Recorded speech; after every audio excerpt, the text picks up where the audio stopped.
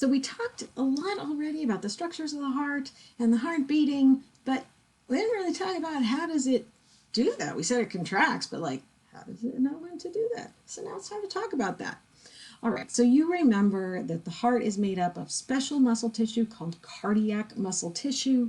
It is striated, the cells are branched, each cell has a single nucleus, and the cells are joined with intercalated discs, which are filled with gap junctions, and those gap junctions connect the cytoplasm of two adjacent cells. That's really important because the signal that's going to tell these cells to contract is an electrical signal.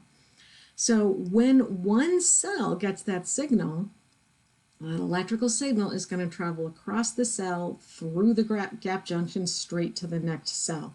So each cell doesn't have to have its own connection to a neuron. They can just send the signal to their neighbor. So the cool thing about the heart is that it beats on its own. It actually does not need a signal from the brain in order to beat. It is what we call autorhythmic. Auto means self, so it can make its own rhythm is what that means. There are specialized cardiac muscle cells in this little part in the right atrium called the sinoatrial node. And we call this the pacemaker of the heart because these cells send electrical signals called action potentials automatically. And they actually send them at a rate at about 90 beats per minute, which is higher than your normal heart rate, or higher than the average resting heart rate. So your nervous system is actually usually slowing your heart down. These cells are going to send out an electrical signal, and then that electrical signal is going to travel through the conducting system of the heart. So the first thing that happens, the sinoatrial node makes an action potential. That's the electrical signal.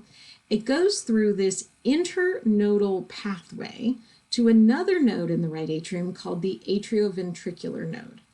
So the signal travels across both atria and then pauses for a moment at this AV node.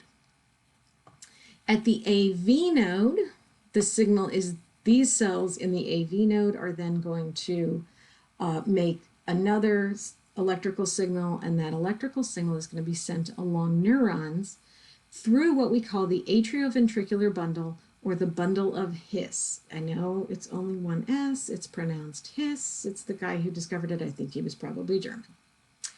The bundle of His, or the atrioventricular bundle, goes down into and starts going through the interventricular septum. Remember, that's that wall between the two ventricles.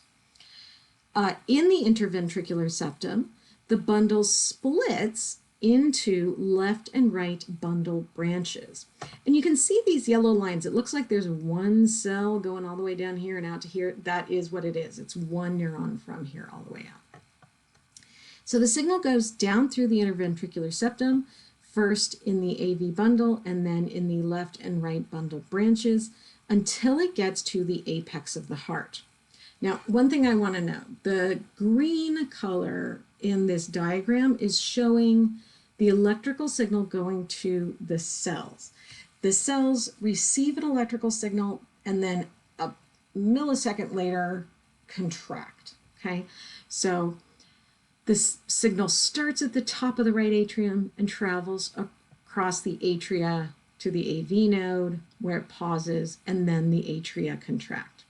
Then the signal goes through the AV bundle to the left and right bundle branches. You can see this signal being carried, but notice the signal is not going to the muscle of the ventricles. The ventricles aren't contracting yet. They don't start contracting until they get the signal from Purkinje fibers, which are specialized neurons that branch all through the muscle of the ventricles and really efficiently carry this signal from the apex of the heart up toward the atria. This is really important because it means that the ventricles contract from the apex toward the base, which pushes the blood up in the ventricles toward the semilunar valves. How efficient is that and how cool? Okay, so we've got the Purkinje fibers are these specialized fibers that actually go to muscle cells and cause the muscle cells to contract. Not every cardiac muscle cell is connected to a Purkinje fiber, remember, because their cytoplasms are connected. The way we measure heartbeat is with an electrocardiogram, which an ECG, or also it's called an EKG. Why is an EKG the same as an ECG? Well, it used to be an EKG because it was created by Germans, and Germans only use the letter K for the K sound. Americans spell cardio with a C, so we changed it to a C, and then EKG, but cardio with a C was apparently confusing, so we decided to start calling it an ECG. It's the same thing. Okay, so this is a special graph paper that where each of these kind of darker lines is 1/10 of a second. And this set of waves indicates one heartbeat. And what we're looking at here is the size of the electrical signal being sent, not whether the charge is positive or negative. The up and down is actually the direction of the charge. So the P wave is the charge moving through the atria. Then it flattens as it's traveling through the AV bundle. And then the QRS wave is the charge going through the ventricles, and then it flattens as the ventricles contract, and then the T wave is the ventricular cells resetting to their original charge. Okay, and then the flat between the two heartbeats is your heart resting between beats.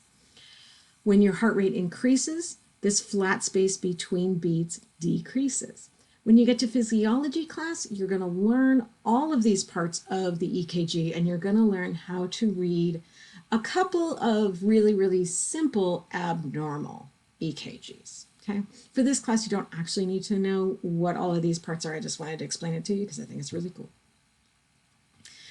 The contraction of the ventricles causes high pressure in the heart and in the blood vessels, and that is called systole. So your blood pressure measurement is the normal blood pressure is considered 120/80. The higher number is the systolic measurement, or systole. This is when the semilunar valves are open and the ventricles are contracting. So it's a measure of the amount of pressure caused by the contraction of the ventricles. The other measurement is called diastole, and it's a measure of the amount of pressure caused by the relaxation of the ventricles. Both of these numbers are better when they're low, because if your systole is high, then it means when your ventricles contract, they're contracting too hard. They're literally working too hard. If your diastole is too high, it means when your heart is supposed to be relaxing, it's not relaxing enough. It's still under a lot of pressure. So it's better when both of these are low, except not too low, because then you can actually have not enough pressure to get the blood to the top of your head and you can pass out. All right, so that's the end of that. And in our next one, we will talk about how the circulation in a fetus is different from in an adult.